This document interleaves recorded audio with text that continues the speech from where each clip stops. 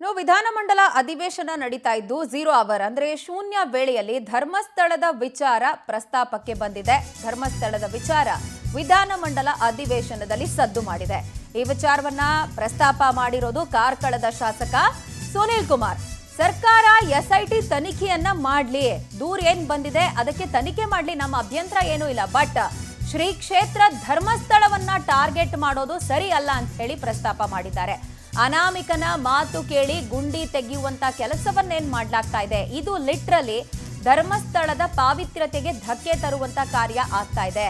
ಧರ್ಮಸ್ಥಳ ಕ್ಷೇತ್ರದ ಪಾವಿತ್ರ್ಯತೆ ಕಾಪಾಡೋದಕ್ಕೆ ಕ್ರಮವನ್ನ ವಹಿಸಬೇಕು. ಇಷ್ಟು ದಿನ ಎಷ್ಟು ಗುಂಡಿಯನ್ನ ಅಗೆಯಲಾಗಿದೆ, ಅನಾಮಿಕನ ಮಾತು ಕೇಳಿ ಎಷ್ಟು ಮೂಳೆಗಳು ಪತ್ತೆಯಾಗಿದೆ, ಎಷ್ಟು ಮೂಳೆಗಳು ಸಿಕ್ಕಿದೆ.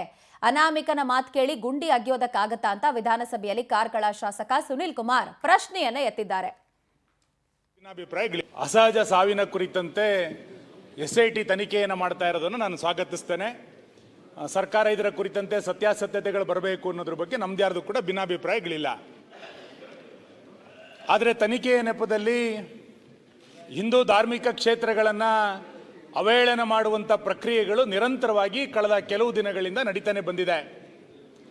ಇವತ್ತು ಸಾಮಾಜಿಕ ಜಾಲತಾಣಗಳಲ್ಲಿ ಮತ್ತು ಕೆಲವರು ಕೊಡ್ತಾ ಇರುವಂಥ ಹೇಳಿಕೆಗಳನ್ನು ನೋಡಿದಾಗ ಇಡೀ ಧರ್ಮಸ್ಥಳವನ್ನು ಟಾರ್ಗೆಟ್ ಮಾಡಿರುವಂಥ ಪ್ರವೃತ್ತಿ ಬೆಳೆದಿರುವಂಥದ್ದು ನಮ್ಮೆಲ್ಲರ ನಂಬಿಕೆಗಳ ಮೇಲೆ, ನಮ್ಮೆಲ್ಲರ ಶ್ರದ್ಧೆಯ ಮೇಲೆ ದೊಡ್ಡ ಆಘಾತವನ್ನು ಇವತ್ತು ನಿರ್ಮಾಣ ಮಾಡಿದೆ. ಆರಂಭದಲ್ಲಿ ಅನಾಮಿಕ 5 ಗುಂಡಿ, 6 ಗುಂಡಿ, 10 ಗುಂಡಿ, 13 ಗುಂಡಿ ಅಂತ ಹೇಳಿ ಇವತ್ತು 15-16 ಗುಂಡಿಗಳನ್ನು ತೆಗೆದರೂ ಕೂಡ ಏನೂ ಸಿಕ್ಕಿಲ್ಲ ಅನ್ನುವಂಥದ್ದು ಮೇಲ್ನೋಟಕ್ಕೆ ಗೊತ್ತಾಗಿದೆ. ಹಾಗಾಗಿ ರಾಜ್ಯ ಸರ್ಕಾರಕ್ಕೆ ನಾನು ನಿಮ್ಮ ಮುಖಾಂತರ ಆಗ್ರಹವನ್ನು ಮಾಡುವಂಥದ್ದು, ರಾಜ್ಯದಲ್ಲಿರುವಂಥ ಊಹಾಪೋಹಗಳಿಗೆ ನೀವು ತೆರೆ ಎಳಿಬೇಕು.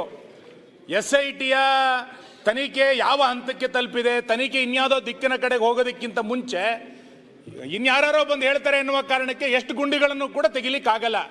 ಹಾಗಾಗಿ ಧಾರ್ಮಿಕ ನಂಬಿಕೆಯ ಮೇಲೆ ಯಾರು ಅಪಪ್ರಚಾರಗಳನ್ನು ಮಾಡ್ತಾ ಇದ್ದಾರೆ ಅಂಥವ್ರ ಮೇಲೆ ಕ್ರಮವನ್ನು ಕೈಗೊಳ್ಳಬೇಕು.